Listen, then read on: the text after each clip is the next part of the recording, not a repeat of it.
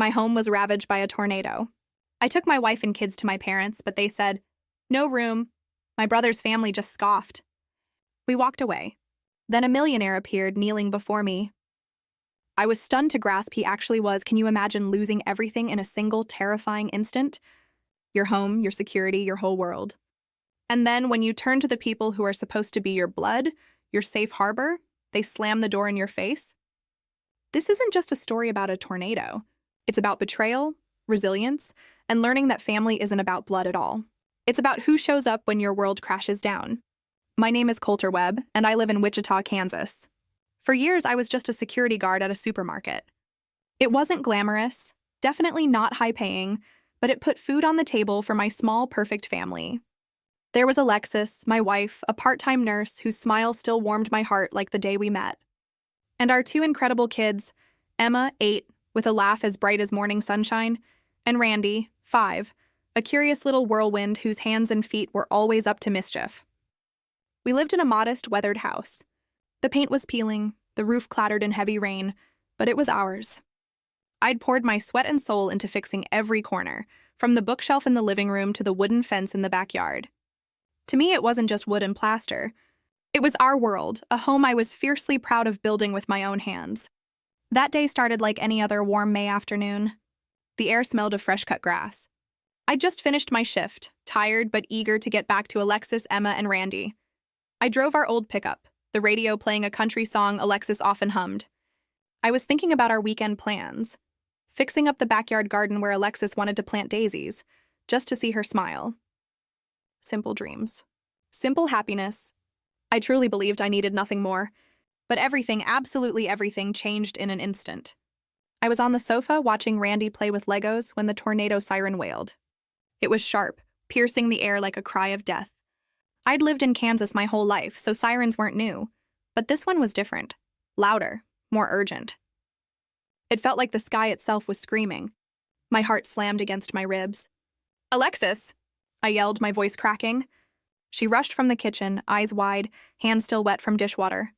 "Coulter, is it—" She started, but I cut her off. "Tornado! To the shelter, now!" I scooped Randy into my arms, grabbed Emma's hand. "Come on, kids, hurry!"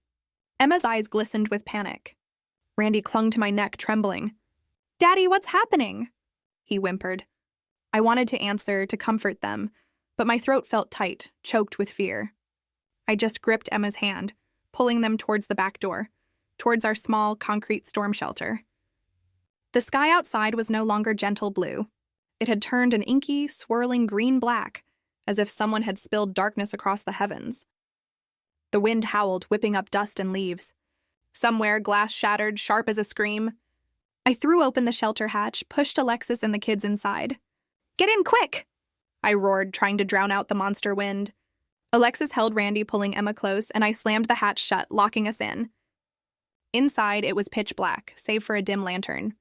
The air was damp, heavy with the smell of earth. Emma sobbed quietly, clinging to her mother, while Randy gripped me, his tiny hands shaking. "Daddy, I'm scared," he whispered. I stroked his head, forcing a reassuring smile. "It's okay, buddy. It's just a big wind. We're safe here." But inside, I knew I was lying. That wasn't just wind above us. It was a monster, roaring and smashing, hungry to devour our world. We huddled in a corner, my arms around Alexis and the kids. Above, horrific sounds erupted, wood snapping, glass shattering, roof tiles tearing away. Our house. The home I'd spent years building. It was being ripped apart. I heard a sickening crack, like the very bones of the house screaming in agony.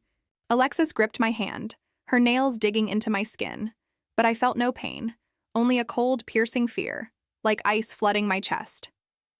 I don't know how long it lasted, maybe minutes, but it felt like a lifetime. Then the wind quieted. The monster's roar faded, leaving an eerie, suffocating silence. My heart still raced as I waited a moment longer, then dared to open the hatch. "Stay here," I told Alexis, my voice hoarse. She nodded, her eyes red, holding the kids tightly. I climbed out. The faint light of dusk spilled in, but the sight before me stopped me cold. Our house was gone. Nothing but rubble remained. Splintered wood, broken bricks, shards of glass glinting in the fading light. The kitchen where Alexis washed dishes. The living room where the kids played checkers. the bedroom where we'd lain together dreaming of the future, all reduced to debris. Emma's doll lay alone among the bricks. A family photo rested in the dirt, its glass shattered. Our smiles, a cruel reminder of what was lost. I returned to the shelter, forcing my voice to stay calm. "Alexis, come up!" She climbed out, holding Randy with Emma trailing behind. As we stood amid the wreckage, no one spoke. Alexis covered her mouth, tears streaming down her face. Emma clung to her leg. Randy looked at me, bewildered. "Daddy, where's our house?" he asked, his voice breaking. I knelt, hugging him, but I had no answer. My heart felt crushed. Everything I built, everything I loved, swept away in minutes. Standing in the ruins, I felt the world collapse beneath me. But looking at Alexis and the kids, I knew I couldn't break. "Not now." I took my wife's hand, squeezing it tightly. "We'll be okay," I said, my voice thick with a promise I wasn't sure I could keep. That night, our kind neighbor Susan let us stay with her. Her cramped living room, smelling faintly of old cookies, was a godsend. Alexis curled up with the kids on the sofa while I sat against the wall, eyes wide open in the dark. Randy's soft snores mixed with Emma's quiet sobs, tightening my chest. I couldn't sleep. My mind was flooded with one question. Where do we go tomorrow? Memories of our old house kept flashing. The dining table, the garden, the worn armchair where I read to the kids. All of it was now just rubble and memories. The next morning, weak sunlight filtered through Susan's window, but it couldn't lift the heaviness in my heart. Alexis sat up, her hair disheveled, eyes shadowed with exhaustion. She tried to smile, but I knew she was hiding her fear. "What do we do, Coulter?" she whispered, her voice so soft I had to lean in. I wanted to answer, to say something certain, but my throat was dry. I could only hold her, letting her warmth keep me from drowning in despair. Then I thought of my parents. They lived in suburban Wichita, less than 30 minutes away. Their house was spacious, with a spare room upstairs and a large sofa in the living room where I'd slept during holidays. I rarely asked them for help, not out of pride, but because I knew I was never their priority. But now, with our world swept away, I had no other choice. My hands trembled as I dialed their number. The phone rang, each tone stretching like a century, until my mother's calm voice answered. "Mom," I began, my voice faltering. "Our house? It's gone. The tornado destroyed everything. Alexis, the kids, and I, we have nothing left. Can we stay with you for a while?" I paused, waiting, my heart pounding.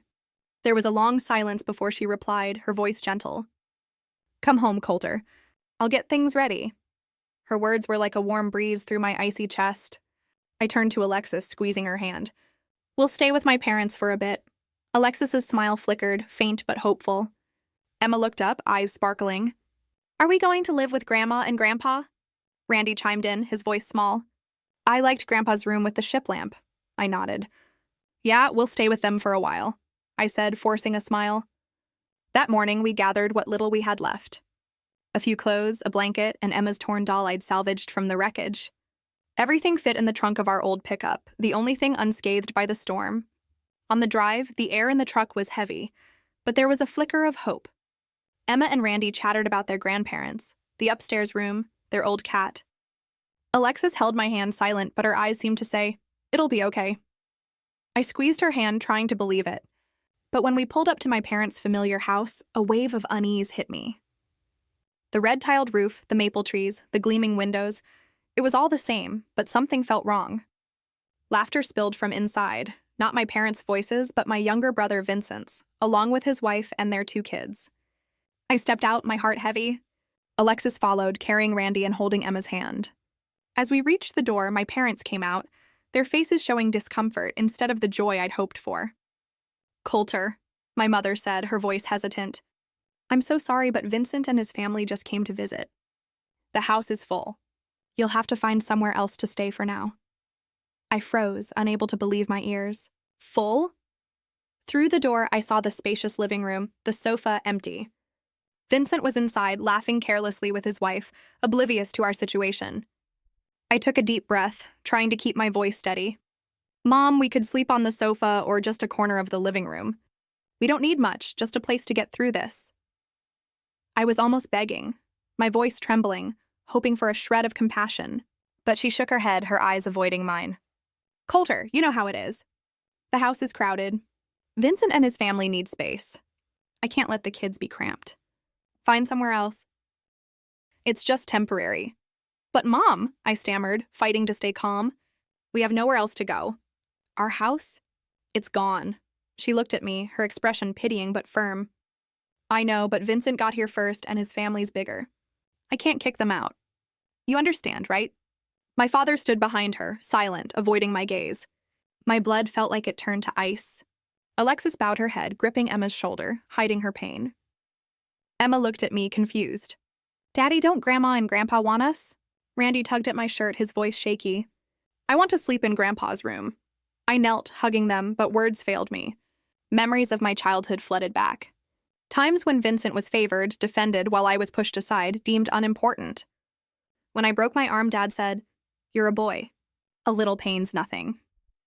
When I asked for book money, Mom said, "Vincent needs new basketball shoes. Wait your turn." Old wounds, thought healed, bled again. I swallowed hard, stood, and forced my voice to stay calm. I understand, but I didn't understand at all. I only knew my own parents had rejected us when we had nowhere else to go. I turned, leading Alexis and the kids back to the truck. Alexis wiped her tears silently. Emma and Randy clung to my hands, their eyes tearing at my heart. As I started the engine, its roar couldn't drown out the cold void in my chest. The fragile hope I'd clung to was snuffed out, leaving a wound deeper than the tornado's destruction. I drove away from my parents' house, my eyes avoiding the rearview mirror where the familiar house faded into the distance. Alexis sat beside me, silent, her hands clasped tightly in her lap. Emma and Randy were in the back, no longer chattering.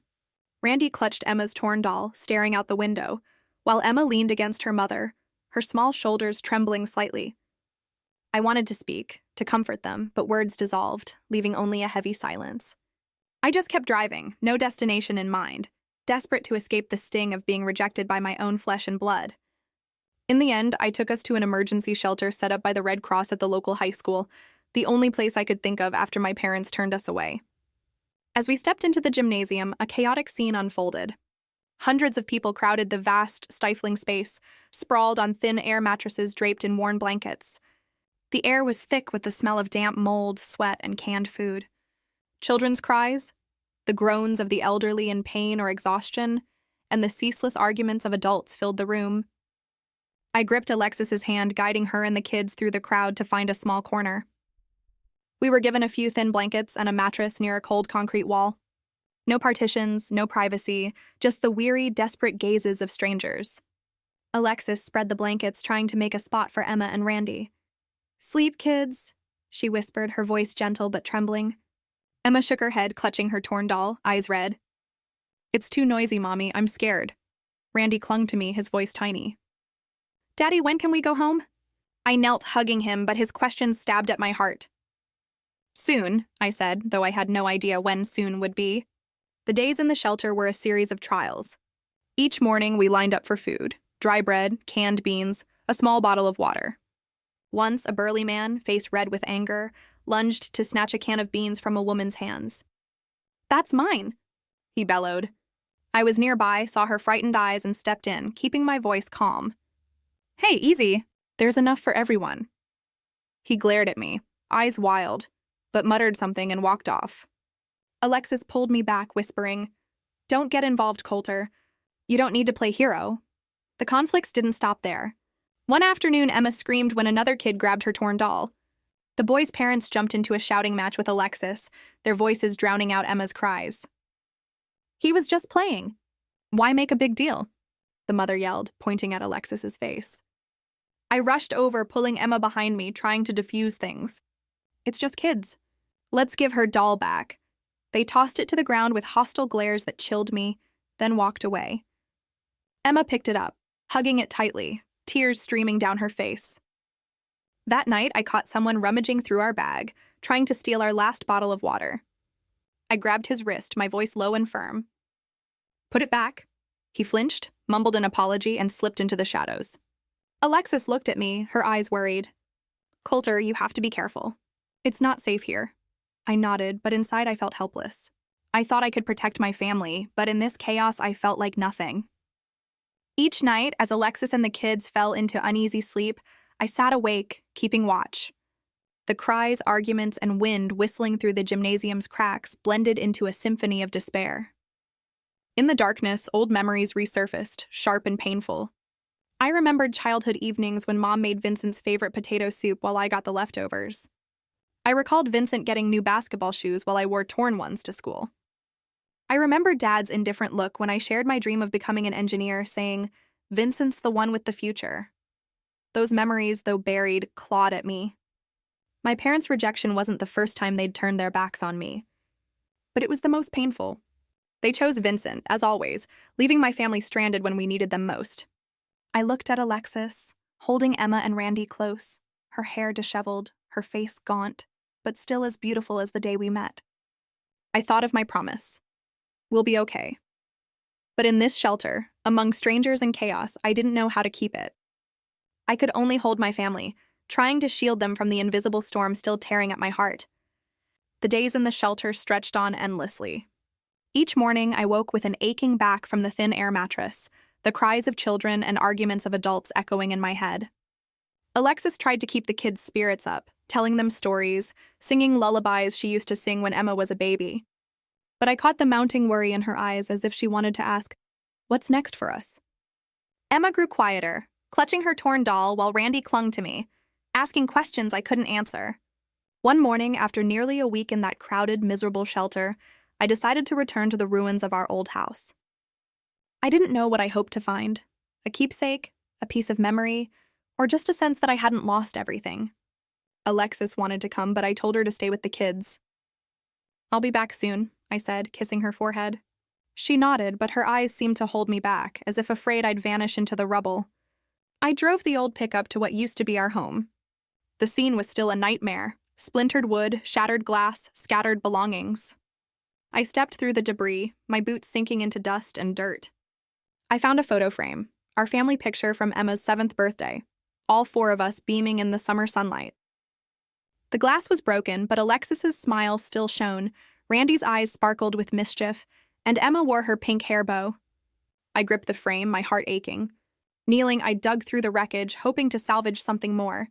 As I sifted through the rubble, the sound of an engine hummed in the distance. I looked up to see a sleek black luxury car pull up to the curb. A young man stepped out, dressed in a sharp suit, his stride confident, but his eyes brimming with emotion. He was young, maybe in his late 20s, exuding a success I'd only ever seen on TV.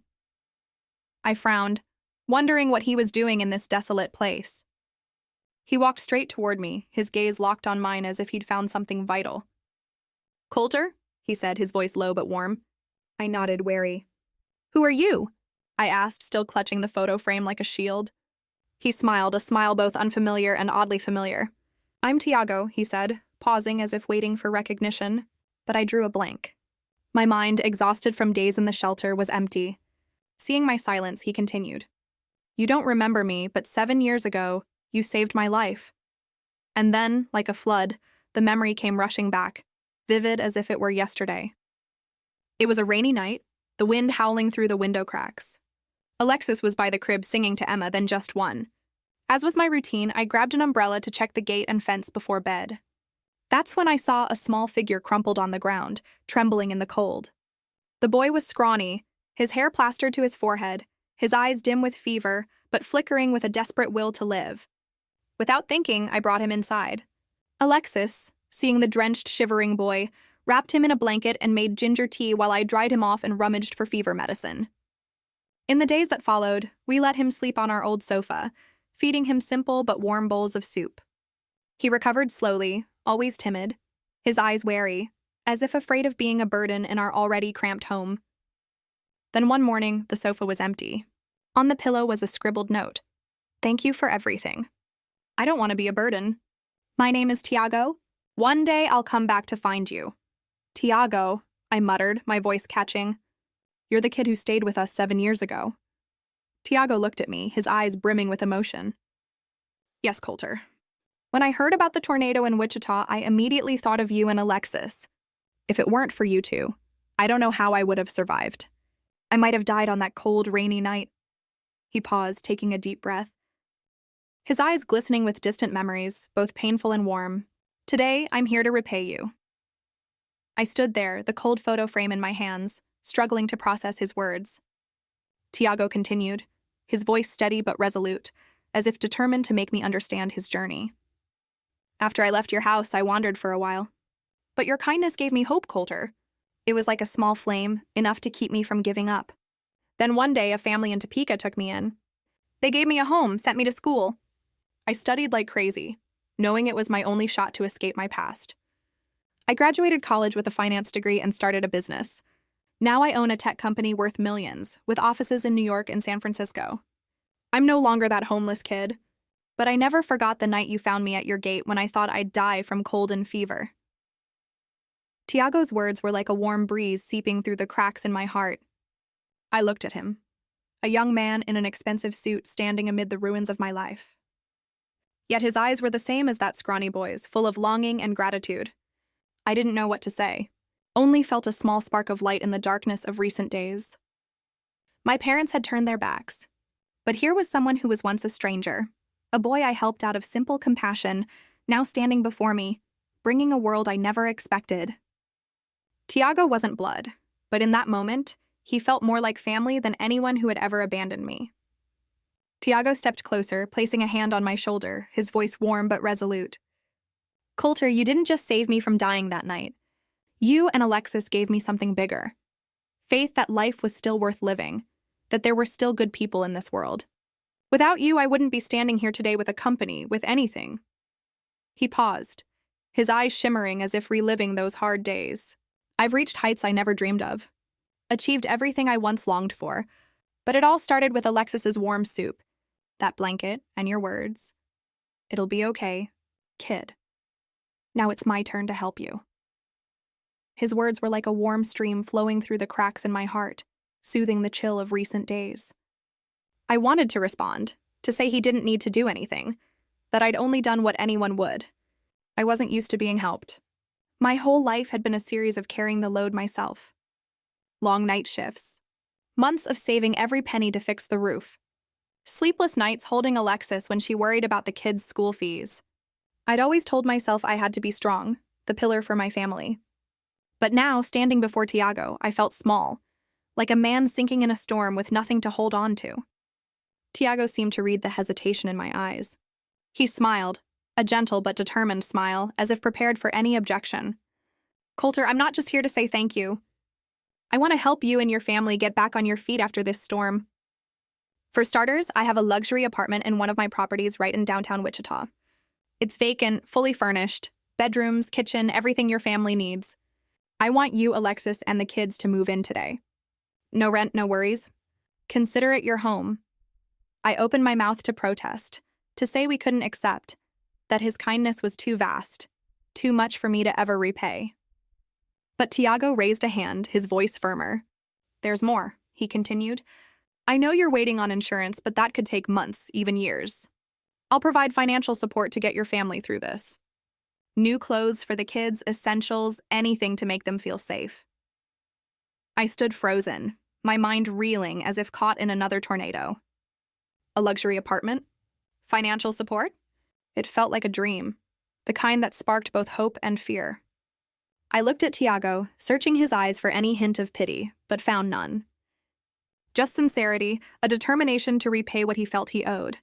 I thought of the shelter, where Alexis hid her tears to keep the kids from being scared, where Emma clung to her torn doll like it was all she had left, where Randy asked me every night, Daddy, when will we have a new home?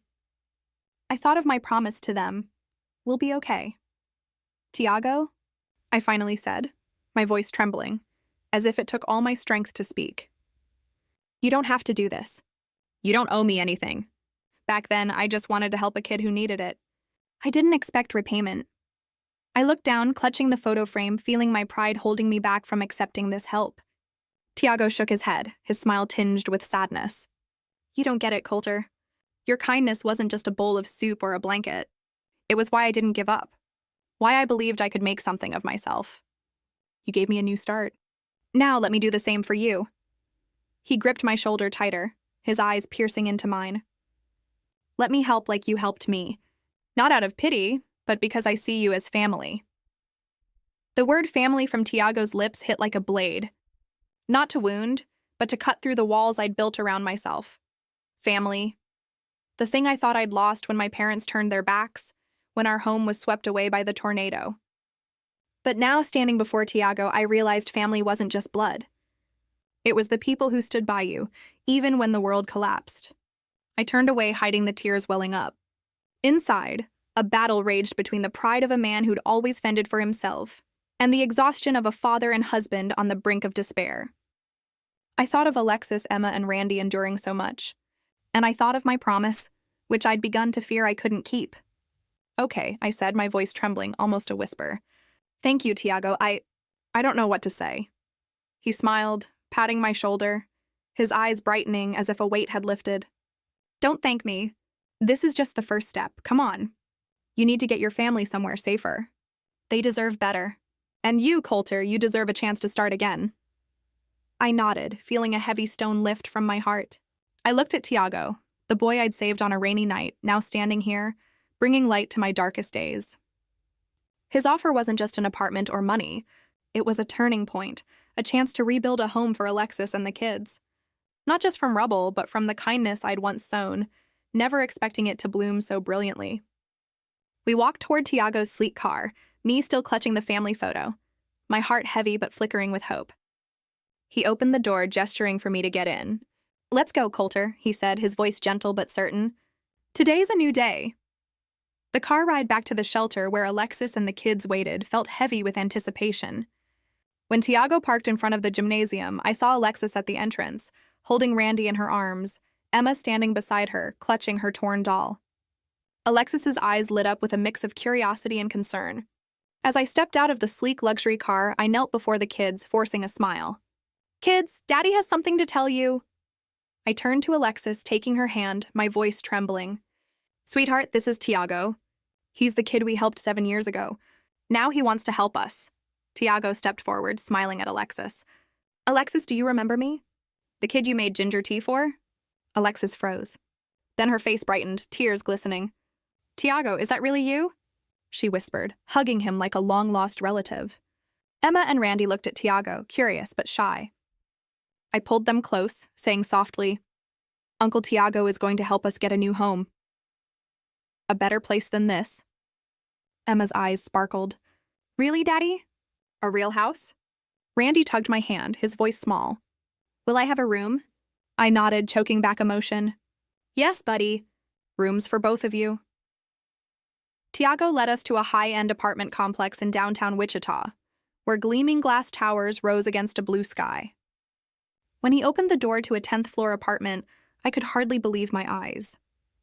The space was bright and spacious, with pristine white walls, polished wood floors, and large windows overlooking the city skyline.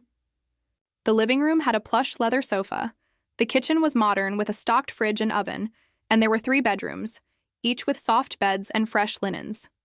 Emma and Randy ran inside, squealing with delight. Emma jumped on a bed, hugging her torn doll, laughing. "Daddy, this bed's so much comfier than the shelter." Randy pulled Tiago to a window, pointing, "Uncle Tiago, I can see the whole city from here." Alexis stood beside me, hand over her mouth, tears streaming down her cheeks. "Coulter, how did you find him?" she whispered, her voice trembling. I recounted how Tiago found me amid the rubble, his journey from a homeless boy to a young millionaire. Alexis hugged me tightly, as if ensuring this wasn't a dream. "You did the right thing, Coulter," she said, her voice choked. "And now it's come back to us." Those first days in the new apartment felt like living in another world. After nights in the chaotic shelter, filled with cries and arguments, the quiet of the apartment was like a healing balm. Alexis cooked our first dinner in the new kitchen. Simple spaghetti with tomato sauce, but to the kids it was a feast. Emma and Randy sat around the dining table, giggling and sharing stories about what they wanted to do in their new house. Emma declared she'd paint a picture for the living room, while Randy insisted on getting a goldfish. I watched them, relief washing over me, though tinged with unease. This apartment, these meals, all of it was because of Tiago. I wasn't used to relying on others, and every glance around the luxurious space made me question if I deserved it. One evening, after the kids were asleep, Alexis and I sat on the sofa, the city lights twinkling through the window. She held my hand, her eyes gentle. "You're less tense, Coulter," she said. "I don't see you staying up all night anymore." I smiled, but my heart was still heavy. "I'm still worried, sweetheart. This is too much." Tiago's doing all this for us, but I feel like I don't deserve it. I'm just a security guard. I never imagined living somewhere like this. Alexis squeezed my hand, her voice firm. You're not just a security guard, Coulter. You're the man who saved Tiago, who gave him hope. You're the one who kept this family together when the world fell apart. You deserve this, and so do the kids. Her words silenced me. I thought of the shelter, guarding our last bottle of water, our blankets, to protect my family. I thought of Emma's frightened eyes, Randy's question, when will we have a new home? Now they had a place to play, to sleep soundly, and their smiles were brighter than ever. Tiago visited that weekend, bringing a fruit basket and toys for the kids. Emma and Randy eagerly thanked him, dragging him to their room to show off a castle they'd built with pillows. I watched, my heart warmed but still uneasy. When the kids ran off to play, I pulled Tiago to the balcony, struggling for words. Tiago, I started, hesitating. I don't know how to thank you. This apartment, everything. It's too much. I'm not used to getting help like this. Tiago looked at me, his eyes as sincere as the day we reunited. Coulter, you saved me. Not just my life, but my soul. You showed me I had worth, even when I was a homeless kid. Now it's my turn to do that for you. He paused, smiling. Let's call it even, okay? I laughed, the first real laugh in days, feeling a weight lift. Even it is, I said, clapping his shoulder. In that moment, I realized Tiago hadn't just given us a place to stay or security. He'd given us hope. Hope that my family could rise again, that I could keep my promise to Alexis and the kids. The apartment slowly became a true home, even if temporary.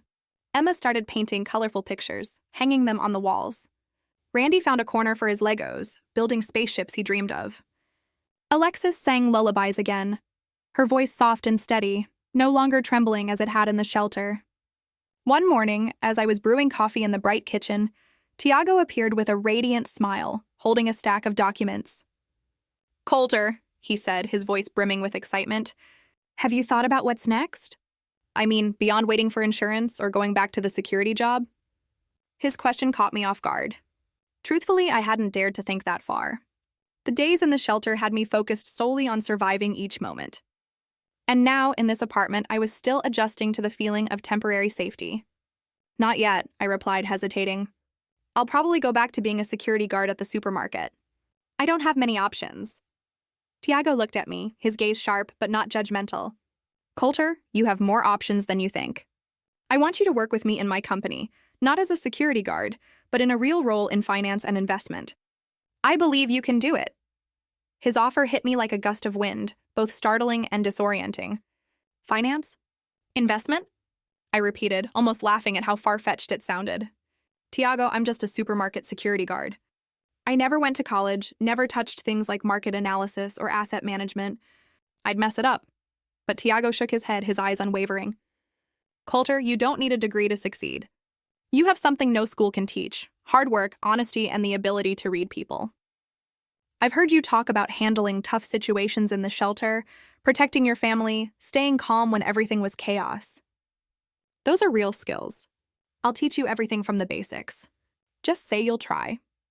I looked at him, searching for a reason to say no, but his sincerity stopped me. I thought of Alexis's sleepless nights worrying about money, of Emma and Randy deserving a better future. All right, I said, my voice trembling. I'll try, but if I screw up, don't blame me. Tiago laughed, clapping my shoulder. You won't screw up, Coulter. I trust you like you trusted me. My first day at Tiago's company felt like being a fish flung onto dry land. The office was in a towering glass building downtown, filled with sharply dressed people talking about numbers and charts I couldn't comprehend. Tiago set me up in a small corner with a modest role: data analysis assistant, a title that sounded grand but mainly involved entering numbers and reading reports. Take it slow, Coulter, he said. Learn step by step. I'm here. Those first weeks were a struggle. Terms like return on investment or risk analysis made my head spin. But true to his word, Tiago patiently guided me. Every afternoon after work, he stayed late, explaining concepts in the simplest terms, like teaching a child. Finance isn't magic, Coulter, he said. It's just managing money and opportunities. Slowly, I started to get it. I learned to read market charts, analyze data for investment decisions. I discovered what Tiago called my practical intuition, a knack for spotting small details others missed, like how I used to catch shoplifters at the supermarket. During a meeting, when the team debated investing in a startup, I hesitantly spoke up. They're advertising heavily, but their revenue numbers are shaky. I think we should be cautious. The room went quiet. Then Tiago nodded, his eyes gleaming. Good call, Coulter. Your instincts are spot on. After that, I was given more responsibilities, from analyzing reports to joining strategy meetings. For the first time, I felt like I was stepping into a new world, one of high-stakes meetings, big decisions, and numbers that could change lives. From a night shift security guard scraping by, I began to feel confident. I learned to wear a suit, though it felt awkward at first. I learned to talk to investors, even if my voice still trembled slightly. Tiago treated me not just as an employee, but as a brother. He invited me to lunch, sharing stories of his early startup days, his fears, and his persistence. You can do this too, Coulter, he said. You just have to believe in yourself. The change didn't just affect me. It touched my family. Alexis noticed I came home smiling more, no longer weighed down by the tension of sleepless shelter nights. She felt secure enough to return to part-time nursing, knowing I had a new path. Emma and Randy transferred to a better school thanks to Tiago's financial support. Emma raved about her new teacher and her art classes, while Randy told me about scoring his first goal on the school soccer team. Daddy, I'm going to be the best player, he declared, eyes shining. I hugged him, my heart swelling with a joy I hadn't felt since the tornado. Each night, sitting with Alexis on the sofa, I shared stories about work, what I was learning, how Tiago believed in me. You're changing, Coulter, she said, her hand in mine. I see you more confident, like you're finding a part of yourself you didn't know existed. I smiled, kissing her forehead. That's because of Tiago. Because of you and the kids. You're why I keep trying. Looking back, I realized this wasn't just about recovering from loss. It was a true turning point, a chance to not just survive, but to transform my life. From a security guard who kept his head down, I began dreaming of a bigger future. One where I could give Emma and Randy a life I never dared imagine. Tiago didn't just give me a job. He gave me a vision, a belief that I could achieve more than I ever thought possible. 4 years passed, and I climbed to a significant role in Tiago's finance company, managing major investment projects with a salary that allowed us to buy a spacious house in suburban Wichita. No longer a temporary refuge, our new home had a vibrant daisy garden, lovingly tended by Alexis, a wide yard where Emma and Randy played, and a puppy named Sunny that the kids adored. My family thrived, happy, and for the first time I felt truly worthy of what we had. But one Saturday afternoon, as I was fixing the wooden fence in the backyard, the sound of a car engine came from the gate. I looked up, my heart stopping, as I saw my parents step out of an old sedan, followed by my brother Vincent, his wife, and their 2 kids. For 4 years, they had barely contacted me. Not a call, not a text since the day they refused to shelter my family after the tornado. I wiped the sweat from my brow, trying to stay calm, but old memories surged like a wave. Alexis, watering plants in the garden, paused, her eyes flickering with worry as she recognized them. Coulter, she whispered. What are they doing here? I took a deep breath and walked to the gate. Mom, Dad, Vincent, I said, my voice even, masking my emotions. My mother smiled, but it was too sweet, too foreign compared to what I remembered. Coulter, my dear, she exclaimed, opening her arms for a hug. Her embrace felt cold, more ritual than affection. Look at you. So successful. This house is gorgeous. Truly something to be proud of. My father stood behind her, nodding, his smile forced. Good job, son, he said, his voice dry as if spoken out of obligation. Vincent clapped my shoulder, his smile failing to hide a glint of envy in his eyes. You're a real surprise, Coulter, he said, his tone tinged with sarcasm. Who would have thought you'd make it this far? I invited them inside, not out of desire, but because I didn't want Emma and Randy to see me argue with them.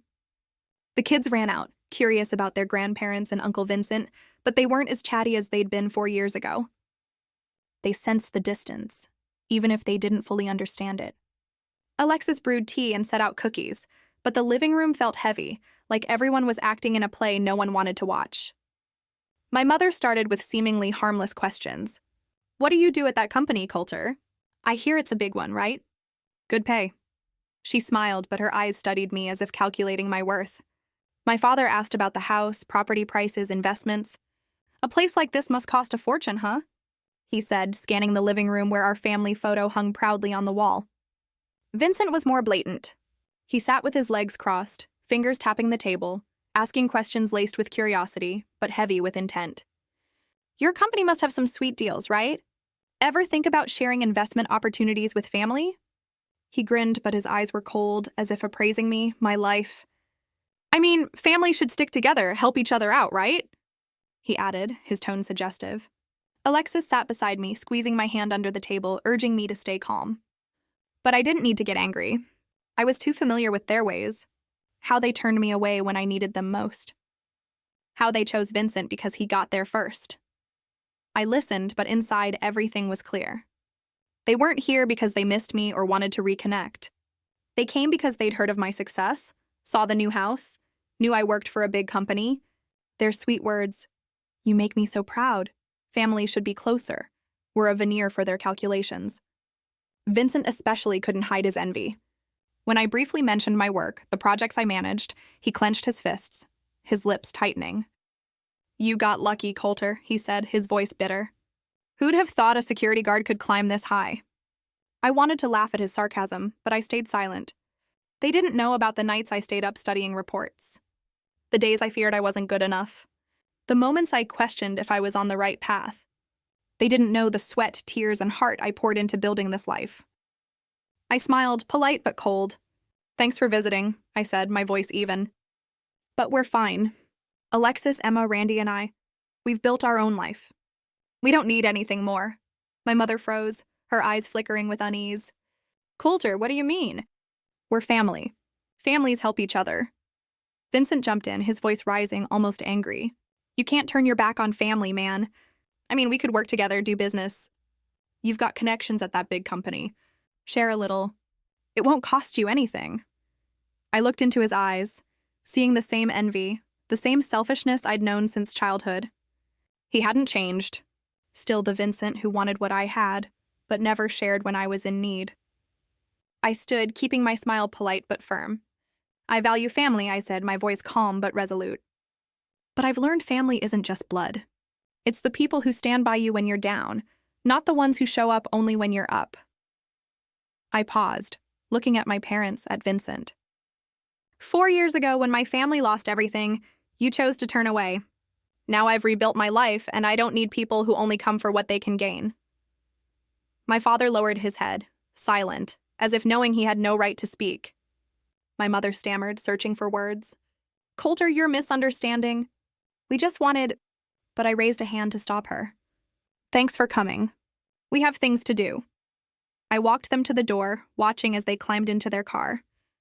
Vincent turned back, his eyes bitter, but I didn't waver. As their car disappeared, I returned inside to find Alexis at the door, her eyes full of pride. "You did the right thing, Coulter," she said, hugging me. Emma and Randy ran over, clinging to my legs, and I knew I'd made the right choice. Standing in the home I built with my sweat and Tiago's kindness, I realized something. Those who abandoned me in my darkest hour didn't deserve a place in my new life. Tiago, Alexis, the kids, they were my true family. The ones who held my hand when I fell and helped me rise. I didn't need hollow sweet words or blood ties based on calculations. I had everything I needed right here in this home. After that visit from my parents and Vincent, they kept trying to reconnect. My mother called, her voice sweet, asking about Emma and Randy, but I could hear the caution, as if she was waiting for a chance to slip in a question about my job or money. Vincent sent texts suggesting we meet to talk about family, but I knew he was fishing for details about my investment projects.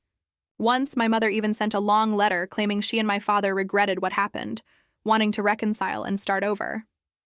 But their apology came too late, too hollow. I didn't respond, not out of anger, but because I'd learned a harsh lesson. Family only matters when built on sincerity, not selfishness or calculation. I chose to protect my small family, Alexis, Emma, Randy, and even Tiago. They were the ones who stood by me when the world collapsed. I remembered that day in the shelter, Emma's confused eyes asking, "Daddy, don't Grandma and Grandpa want us?" I recalled the nights I stayed awake guarding our last bottle of water. And I thought of Tiago, the boy I saved on a rainy night, now a friend, a brother, who gave me a chance to transform my life. Those memories reminded me that family isn't a title. It's action. It's the people who hold your hand through the storm. One spring afternoon, I stood outside our new home, watching Emma and Randy play in the yard. Emma, now 12, was teaching Randy how to blow soap bubbles, their laughter echoing through Alexis's daisy garden. Sunny, our puppy, darted around their feet, barking each time a bubble popped. Alexis stepped out from the kitchen, carrying a tray of lemonade, her smile as radiant as the sunlight. "What are you doing out here, admiring the view?" she teased, setting the tray on the wooden table. I pulled her close, kissing her forehead. "I'm admiring our family," I said, my voice warm, "and I think I'm the luckiest man alive." My heart felt at peace, as if old wounds had finally healed. This house, with Emma's paintings on the walls, Randy's Lego models, and Alexis's garden, was more than a place to live. It was proof of what I'd overcome, of Tiago's kindness, and of the love my family held through every storm. I thought of my parents and Vincent, of the times they turned away. But those memories no longer hurt. They were just part of the past, a lesson to cherish those who truly mattered. Tiago visited that weekend as usual, bringing a new chess set for Randy and watercolors for Emma. He'd become an integral part of our lives. Not just a savior, but a true friend, a brother. When the kids ran inside to play with their gifts, I pulled Tiago to the yard, talking like long-lost kin. "You know," I said, my voice low, "I still think about the day you found me in the rubble. I never imagined a small act from years ago would lead to all this." Tiago smiled, his eyes bright. "Coulter, it wasn't a small act. You saved me, not just from the cold, but from despair. You showed me kindness was real, and I'm just trying to live up to that. You, Alexis, the kids, you're my family, blood or not." His words touched my heart, affirming that family isn't those who birth you, but those who stand by you, even when the sky falls. I looked around our home, hearing Emma and Randy's laughter, feeling Alexis's warmth beside me, and seeing Tiago, the man who turned my life from ashes to a radiant home. I realized a clear truth. Family isn't about titles like parent or sibling. It's about actions and compassion. The tornado 4 years ago took our house, but it couldn't take my dignity or the true love I found in Alexis, the kids, and Tiago. The most precious things, kindness, resilience, and love, no storm could ever sweep away. So tell me, after hearing my story, what do you think? Have you ever had your expectations shattered by someone close to you, only to find true family in the most unexpected places? I really want to know what you'd have done. Let me know in the comments below.